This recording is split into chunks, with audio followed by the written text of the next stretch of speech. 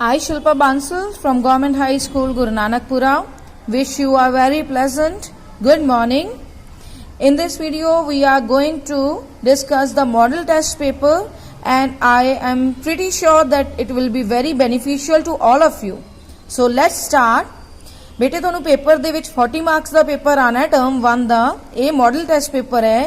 सब तो पहला ਤੁਹਾਨੂੰ कॉम्प्रीहेंशन आना है ਉਹਦੇ आंसर्स देखो कि what is the dictionary meaning of hobby. Hobby the dictionary meaning की है you have to tick the answer from the given passage here it is given. So this is the first answer. And then second, when does a hobby become a thing for schools only? schools ਲਈ hobby मतलब जो hobby है वो सिर्फ बच्चे schools ही क्यों करते हैं, घरे क्यों नहीं करते pursue? Because they do not pay any attention to their homes. एक अगे अपन क्वेश्चन आऊगा कि homes ਦੇ ਵਿੱਚ क्यों नहीं करते? Because of poverty and lack of interest. Then third question है कि name the hobbies mentioned in the passage. hobbies ਕਿਹੜੀਆਂ ਕਿਹੜੀਆਂ ਦਿੱਤੀਆਂ ਵੀ हैं देखो अपन ऑप्शंस है stamp collecting, carpentry and both दोनों ही है बेटा। देखो see this collecting and carpentry, ठीक है। so answer is both A and B. Then fourth, we should carry on our hobby whenever we have spare time. ਜਦੋਂ ਵੇਲਾ time ਹੁੰਦਾ ਅਸੀਂ ਉਦੋਂ ਕਰਦੇ हैं। Then next question है कि sometimes students cannot pay attention to their hobbies due to मैं ਤੁਹਾਨੂੰ ਦੱਸਿਆ due to lack of spare time, due to poverty and lack of interest, ठीक है। so this was of paragraph and now move on to the textual questions. ਤੁਹਾਨੂੰ textual questions भी आएंगे। देखो 6 question ਜਿਹੜਾ ਦਿੱਤਾ है कि according to the writer science is doing less than nothing for non material things. परमात्मा ने गॉड ने की भेजा सी किनू भेजा सी दो प्रेशियस चीजां लेके आने ली एंजल। ये देखो हैप्पी प्रिंस दे चैप्टर चो लिया गया है ये question. Then what did Jim buy for Della as a Christmas gift. Jim ने की खरीदिया सी डेला लई Christmas gift set of combs. Secret of happiness दा ऑथर कौन है? Norman Vincent Peale. आपां नू मशीन्स कित्थे मिलदियां? In every sphere of life, सब किते मिल जांदियां। देन 11th क्वेश्चन है कि सीक्रेट ऑफ हैप्पीनेस दा थीम केड़ा है? Second is the correct answer. Self realisation happens only out of deep understanding by your own experience. ये थीम है सीक्रेट ऑफ हैप्पीनेस दा। देन नेक्स्ट देखो 12th question, who wrote the story half a rupee worth? R K. Narayan. Bed number 29 की चीज दिखाती है? नईम दा sacrifice दिखाती है बेटे वो ऑथर दे लई, क्योंकि वो जदों आपदे पैसे सारे उन्होंने पेंटिंग्स खरीदण ते लगा दिंदा है ते ओहदे ऑपरेशन करवांदा है। देन 14th है कि हाफ अ रूपी वर्थ दा थीम की है? ਉਹਦਾ थीम है कि जे कोई लालच करदा है अखीर दे विचों खत्म ही हो जाता है। लालच बंदे नूं अन्ना कर दिंदा है ते जिहदे करके जल्दी ही वो डेथ दे चक्कर विच फस जाता है। 15 देखो रॉबर्ट गिलियन लॉयर्स कोल क्यों गया सी? लॉयर कोल दोबारा इस करके गया सी दस्सण लई कि मैं रेसिस दे विच जुए दे विच पैसे गवाते, पर वो झूठ हुंदा है। Why did Naeem have no money for his third operation? क्योंकि उन्हें सारी मनी स्पेंड करती सी, थर्ड ऑपरेशन लिए करती सी, पेंटिंग्स खरीदण लिए कीती सी। सारी ऑप्शंस करेक्ट है, D is the correct answer. Then 17th according to the paragraph ये आंसर्स है बेटे हार्मलेस डे मतलब की है harmless activities of the day. How does a happy man spend his day? आदे वधिया फ्रेंड नाल भी स्पेंड करदा, आपां पढ़िया बुक दे विच, ते रिलीजियस बुक्स दे नाल भी स्पेंड करदा है। तो आंसर अपना होगा B, both A and B मतलब C answer. Ballad of sir Pratap Singh किने लिखा? कल दी वीडियोस भी तुसीं देखा होगा, sir Henry Newbolt. Death makes no की नहीं करदा? Difference between poor and rich, ठीक है जी। ए मार्क्स तुहानूं इंज आउणगे, इन्ने क्वेश्चंस आउणगे। दैन उस तो बाद अपना सी सैक्शन होगा वोकैबुलरी, जिहदे विच इन्ने क्वेश्चंस 3 नंबर के क्वेश्चंस आने हैं। वन वर्ड है देखो government by the state officials, जेडे मैं वन वर्ड पहला वीडियो बनाई है ਉਹਦੇ ਵਿੱਚ ਇਹ ਸੀਗਾ ब्यूरोक्रेसी। दैन करैक्शन जिवें अज कीतियां आपां करैक्शंस देखो शी डिड नॉट ईट। देखो ब्रैड है बेटे, ब्रैड नूं नहीं आपां गिन सकते, ब्रैड दे स्लाइसिस नूं काउंट कर सकते हैं, इस करके मच ब्रैड आऊगा। दैन नेक्स्ट देखो प्राइड कम्स बिफोर आ फॉल मतलब जे हंकार आ जाऊगा तो बंदा खत्म होगा ही होगा। सेकंड आंसर करेक्ट है कि if one becomes proud of his success he is likely to fall. Then we come to the translation, that is D section. देखो हुण ट्रांसलेशन दे विच दो ट्रांसलेशन आएंगे तुहानू, पंजाबी टू इंग्लिश ते दो आएंगे इंग्लिश टू पंजाबी। तुहानू किसी डॉक्टर नू दिखाना चाहिए है, you must consult some good doctor.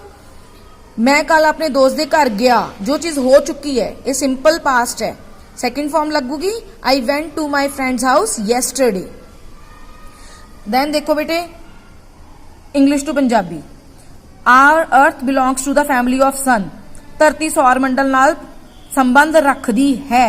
Belongs है फर्स्ट फॉर्म है, एस लग गया तो है वाला आऊगा।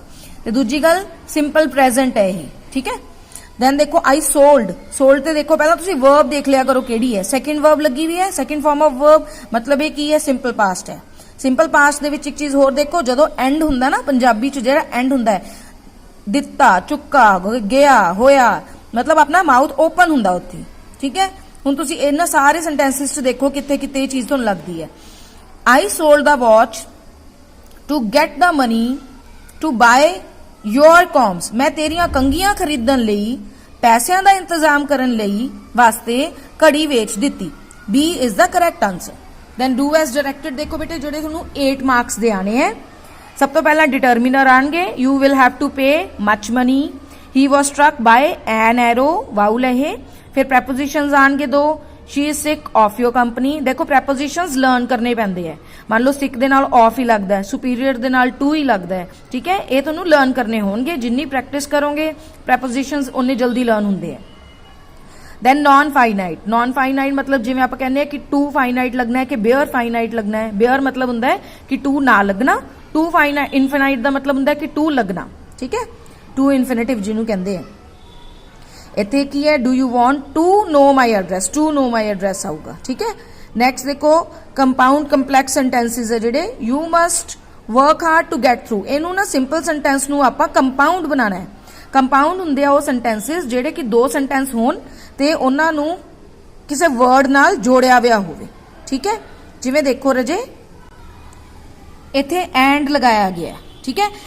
चारे सेंटेंसिस दे विचों सिर्फ एक च एंड लग्या हुआ है, ये कंपाउंड सेंटेंस है। अगर कंपलैक्स हुंदा तां सी ऑप्शन हुंदी, ठीक है, क्योंकि सो दैट लग्या हुआ है। नैक्सट देखो बेटा वॉइस चेंज की है। The typist had typed 4 letters, 4 letters, had लग्या बीन लगूगा, had been typed by the typist. First देखो बेटे हैज लाता, वो भी नहीं सही, वॉज भी नहीं ला सकते आपां, हैड दे नाल बीइंग भी नहीं कदे भी लगता, वो लगता हुंदा is M R I N G जदों आपां रिमूव करना होवे। जिवें अगला देखो she is writing a letter है, आई एन जी रिमूव करना तो बीइंग लगूगा, आ लेटर अगे ले आए, a letter, is the is लग गया क्योंकि लेटर एक है, आई एन जी कट के बीइंग लग गया।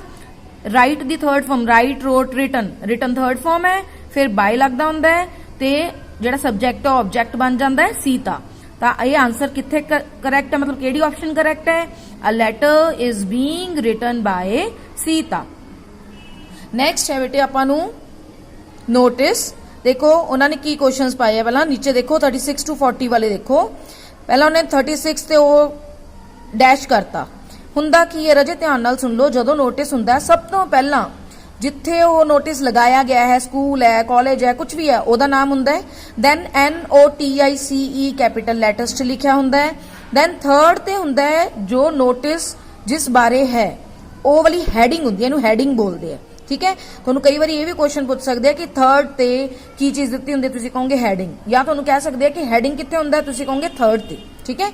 ये भी क्वेश्चन आया होया है। देन फिर डेट पाई जाती है। अगे देखो तुहानूं 37th देखो जिथे नंबर मार्क किया हुआ है, while playing in the school compound during the recess period dash somewhere. पहला तो ऊपर रजे हैडिंग रीड करो कि you are Alok of class 10C, you have lost your wrist watch in your school, Modi public school Jind, given below is a notice about it for your school notice board, ठीक है जी। इनू complete करना है। सब तो पहला जेड़ा पर्सन होगा बिल्कुल एंड ते नाम आंदा ओदा ते ओदी क्लास या डेजिग्नेशन, मान लो आलोक है, जे कोई सैक्रटरी हुंदा तो थले सैक्रटरी लिखा जाऊगा। इन्हां ने क्लास भी मैंशन की है तो क्लास लिखता आपां, रोल नंबर मर्जी है तुहाडी, स्किप कर भी सकते हो।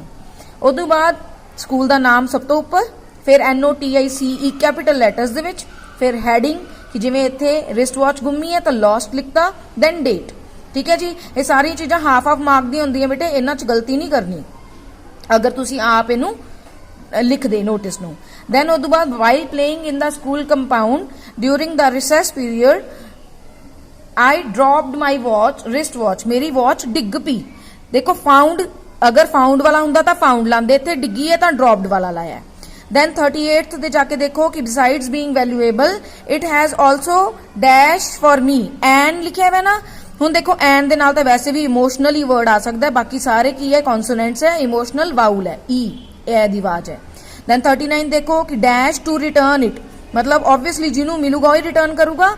The finder is requested to return it to me or deposit it with the school office. Then last दे कि जिन्हों मिलूगा ओनू ओदा बनदा ड्यू दे दिता जाऊगा, एदी इंग्लिश होगी the finder will be given his due. I hope this model paper is clear to you, and in the next video I will share the second model test paper. Thank you beta.